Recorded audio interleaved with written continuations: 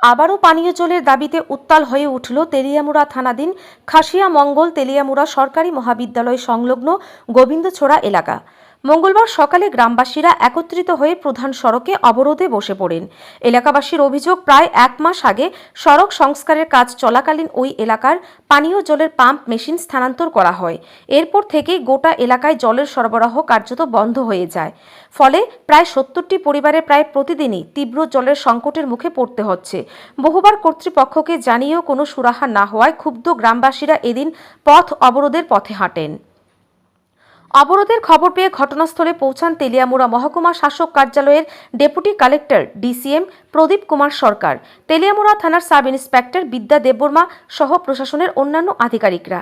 তারা অবরোধকারীদের সঙ্গে আলোচনা করে পরিস্থিতি স্বাভাবিক করার চেষ্টা করেন। তবে অবরোধকারীরা স্পষ্ট জানিয়ে দেন, ডিডব্লিউএস দপ্তরের আধিকারিকরা উপস্থিত হয়ে সমস্যা সমাধানের নিশ্চয়তা না দেওয়া পর্যন্ত অবরোধ প্রত্যাহার করা হবে না। শেষ খবর লেখা পর্যন্ত অবরোধ প্রায় ১ ঘন্টা ধরে চলছিল এবং অব্যাহত ছিল। ডিসিএম প্রদীপ কুমার সরকার সাংবাদিকদের জানান, দ্রুত সমস্যার সমাধান করা হবে। এদিনই ডিডব্লিউএস দপ্তরের আধিকারিকদের নিয়ে সমস্যাগ্রস্ত স্থানগুলো পরিদর্শন করা হবে বলে তিনি আশ্বাস দেন। অ্যাকচুয়ালি আমি ডিএম স্যারের নির্দেশে এখানে আইসি, শুনছি একটা জলের সমস্যা, এখানে পাবলিক জল পায় না। তো ওই তারা পদক্ষেপ করছে ৮-১০ দিন।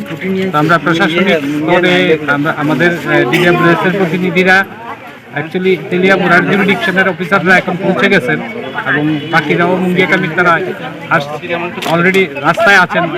ওরা আসলে অন দ্য স্পটগুলি ভিজিট করা, কি সমস্যাগুলি ওইগুলি দিয়েই আমরা একটু দেখতে চাইছি। পাবলিক তো একটু সেন্টিমেন্টাল হয়ে গেছে, তো চাইতেছি ইমিডিয়েট এটাকে সমাধান করে দেওয়ার জন্য। ১ মাস ধরে জলের সংকট, খাসিয়ামঙ্গলে ক্ষুব্ধ গ্রামবাসীর অবরোধ। ব্যুরো রিপোর্ট, ঋদ্ধি নেটওয়ার্ক।